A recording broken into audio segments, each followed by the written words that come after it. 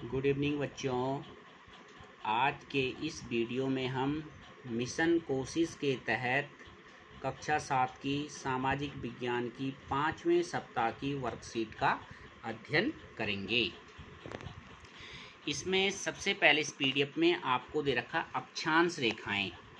अक्षांश रेखाएं तो अक्षांश रेखाएं जो काल्पनिक रेखाएं होती हैं जो ग्लोब पर खींची जाती हैं। ग्लोब क्या है? एक पृथ्वी का प्रतिरूप होता है।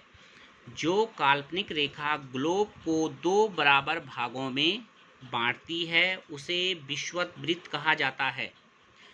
एक काल्पनिक रेखा है जो ग्लोब को दो बराबर भागों में बांटती है, उसे क्या कहा जाता है? विषुववृत्त। उसमें देखिए आप, ये विषुववृत्त है। ये जो लाइन आपकी दिख रही है ये क्या है? विषुववृत्त। ये इस ग्लोब को दो बराबर भागों में बांट रहा है और ये अक्षांश रेखाएं कहलाती। जो इस तरह की पड़ी हुई रेखाएं हैं इनको अक्षांश रेखाएं कहते हैं। ये विषुववृत्त है, ग्लोब के बीचों बीच खींची गई है। और ये आपकी मकर रेखा है। मकर रेखा 23.5 डिग्री दक्षिणी अक्षांश, और ये कर्क रेखा है 23.5 डिग्री उत्तरी अक्षांश रेखा, जो कि हमारे प्यारे देश भारत से गुजरती है। भारत के 8 राज्यों से होकर यह कर्क रेखा गुजरती है और इसकी नाप है 23.5 डिग्री उत्तरी अक्षांश रेखा। तो इस तरह से इसमें कुछ मुख्य अक्षांश रेखाएं दिखाई गई हैं, जैसे ये 66.5 डिग्री पर, फिर लास्ट में उत्तरी ध्रुव। तो इसमें आप देखिए आपके पीडीएफ में, पृथ्वी के उत्तर में स्थित आधे भाग को क्या कहते हैं? उत्तरी गोलार्ध।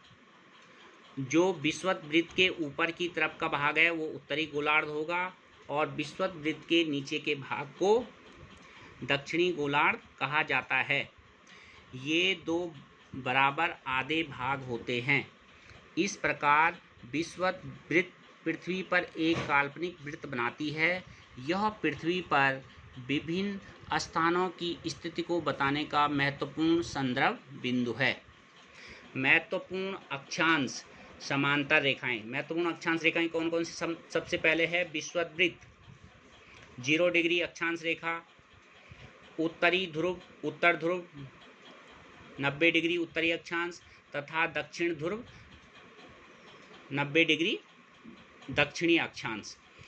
ये उत्तरी ध्रुव है आपका 90 डिग्री उत्तरी अक्षांश रेखा, और ये दक्षिणी ध्रुव है। दक्षिणी ध्रुव अंटार्कटिका। अंटार्कटिका जो महाद्वीप है जिस पे कोई जीवन नहीं है, वह दक्षिणी ध्रुव उसके मध्य में स्थित है। यहाँ पर अंटार्कटिका है। अब गतिविधि नंबर 1 आपकी क्या कहती है कि निम्नलिखित रेखा चित्र को अपनी अभ्यास पुस्तिका में बनाइए। गतिविधि 1 में आपने क्या करना है कि ये जो चित्र बना हुआ है इसमें जो है आपने इस चित्र को अपनी वर्कशीट वाली कॉपी में बनाना है और विषुवत रेखा, कर्क रेखा एवं मकर रेखा के अक्षांश का मान लिखना है। तो विषुवत रेखा के अक्षांश का मान होगा 0 डिग्री अक्षांश रेखा, मकर रेखा का मान होगा 23.5 डिग्री दक्षिणी अक्षांश रेखा, और कर्क रेखा का मान होगा 23.5 डिग्री उत्तरी अक्षांश रेखा। तो यहाँ पर आपकी गतिविधि नंबर 1 जो है वो संपन्न होती है। अभी है गतिविधि नंबर 2। निम्नलिखित रेखा चित्र को अपनी अभ्यास पुस्तिका में बनाइए। ये जो चित्र दिया हुआ है इसको आपने अपनी वर्कशीट वाली जो आपकी नोटबुक है उसमें बनाना है। इस पीडीएफ का प्रिंट लेने की ज़रूरत नहीं है, आपने इसको देख के ये चित्र बनाना है और ये सारे माप उसमें लिख देने हैं। उसके बाद देशांतर और समय। जो देशांतर रेखाएं होती हैं, अब तक हमने पड़ी वाली रेखाएं ये अक्षांश रेखाएं होती हैं, लेकिन जो उत्तरी ध्रुव को दक्षिणी ध्रुव से मिलाती हैं उन रेखाओं को देशांतर रेखाएं कहते हैं। और देशांतर रेखाओं का महत्व यह है कि दुनिया का जो टाइम सेट किया जाता है वो देशांतर रेखाओं की मदद से ही किसी जगह का आप स्थानीय मान या वहाँ का मानक समय निकाल सकते हैं। अब यहाँ पढ़िए आप, उत्तरी ध्रुव से दक्षिणी ध्रुव तक खींची जाने वाली काल्पनिक रेखाओं को देशांतर रेखाएं कहते हैं। यदि आपसे देशांतर रेखा की परिभाषा पूछते हैं तो उत्तरी ध्रुव से दक्षिणी ध्रुव तक खींचे जाने वाली काल्पनिक रेखा को देशांतर रेखा कहते हैं। इस तरह से ये आपका उत्तरी ध्रुव हो गया, यहाँ से ये दक्षिणी ध्रुव को मिलाने वाली रेखा काल्पनिक रेखा है। इसको ग्लोब में खींच सकते हैं, पृथ्वी पर नहीं। देशांतर रेखाओं को यामोत्तर रेखाएं भी कहते हैं। इसका दूसरा नाम क्या है? यामोत्तर रेखाएं। 0 डिग्री देशांतर रेखा को प्रधान याम्योत्तर रेखा कहते हैं। ये जो चित्र में दिखाया गया है ये प्रधान याम्योत्तर रेखा है या 0 डिग्री। यह कहाँ से गुजरती है? इंग्लैंड के ग्रीनविच वेधशाला से खींचे जाने से इसे ग्रीनविच रेखा का नाम से भी जाना जाता है। इसका अगला नाम क्या हो गया? ग्रीनविच रेखा। तो इस जो रेखा है 0 डिग्री देशांतर रेखा, इसके दो और नाम हैं, एक तो प्रधान याम्योत्तर रेखा और दूसरा ग्रीनविच रेखा। निम्नलिखित रेखा चित्र का ध्यान पूर्वक अवलोकन कीजिए। एक चित्र बना हुआ है यहाँ पे ग्लोब का, इसको देखिए। यहाँ पे उत्तरी ध्रुव दिखाया गया है, इसके ठीक अपोजिट में यहाँ दक्षिणी ध्रुव होगा। ये प्रमुख याम्योत्तर है, इसका मान 0 डिग्री होता है। अब यहाँ पे लिखा है पृथ्वी लगभग 24 घंटे में अपने अक्ष पर 360 डिग्री घूमती है, क्योंकि 24 घंटे में पृथ्वी अपना एक परिक्रमण पूरा कर लेती है अपनी धुरी पर। तो यानी 24 घंटे में 360 डिग्री घूमती है, अर्थात 1 घंटे में कितना घूमती है? 15 डिग्री। 1 घंटे में 15 डिग्री घूमती है और 4 मिनट में 1 डिग्री घूमती है। ये क्वेश्चन आएंगे आगे, इसको यहाँ पे ध्यान से पढ़िए। पृथ्वी अपने अक्ष पर 24 घंटे में 360 डिग्री घूमती है, तो इसका मतलब ये हुआ कि 1 घंटे में 15 डिग्री घूमेगी और 4 मिनट में 1 डिग्री घूमेगी। अब देखिए आप, इस प्रकार जब ग्रीनविच पर 12 बजते हैं,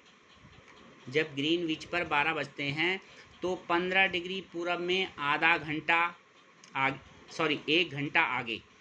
इस ग्रीनविच से 15 डिग्री जब हम पूरब की ओर आएंगे तो अगर हम 15 डिग्री चले तो क्योंकि 1 डिग्री में 4 मिनट का समय आगे हो जाता है, तो 15 डिग्री में 60 मिनट यानी 1 घंटा आगे हो जाएगा।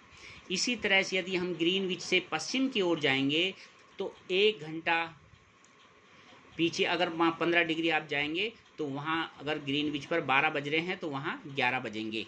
इसी प्रकार जब ग्रीनविच पर दोपहर के 12 बजे हों तो 180 देशांतर पर मध्य रात्रि होगी, जो इसके ठीक पीछे है, जिसको 180 डिग्री देशांतर रेखा, उसको इंटरनेशनल डेट लाइन, अंतर्राष्ट्रीय तिथि रेखा भी कहा जाता है। 12 घंटे का अंतर होगा। गतिविधि नंबर 3, रिक्त स्थानों की पूर्ति कीजिए। अब यहाँ पे देखिए आप, उत्तरी ध्रुव से दक्षिणी ध्रुव तक खींची गई रेखाओं को क्या कहते हैं? देशांतर रेखा कहते हैं। यहाँ पे देशांतर रेखा आएगा। प्रधान यामोत्तर को क्या कहते हैं? ग्रीनविच रेखा या 0 डिग्री देशांतर रेखा। पृथ्वी 24 घंटे में अपने अक्ष पर कितना घूमती है? 360 डिग्री। पृथ्वी 1 घंटे में अपने अक्ष पर कितना घूमेगी? 1 घंटे में 15 डिग्री। पृथ्वी 4 मिनट में कितना घूमेगी? 1 डिग्री। ये सारे यहाँ पे दिए हुए थे, आपने यदि यहाँ पे ध्यान दिया होगा तो ये लिखा है पृथ्वी अपने 24 घंटे में अपने अक्ष पर 360 डिग्री घूमती है और 1 घंटे में 15 डिग्री और 4 मिनट में 1 डिग्री घूमती है। तो ये सारे क्वेश्चन के आंसर आपके यहीं पे दिए हुए हैं। यह आपकी गतिविधि नंबर 3।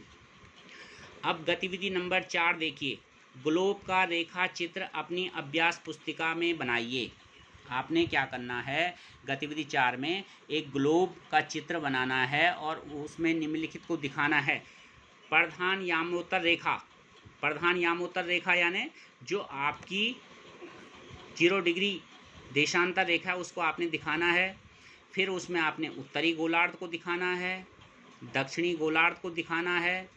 23.5 डिग्री उत्तरी अक्षांश रेखा यानी 23.5 डिग्री उत्तरी अक्षांश रेखा, इसका दूसरा नाम कर्क रेखा है।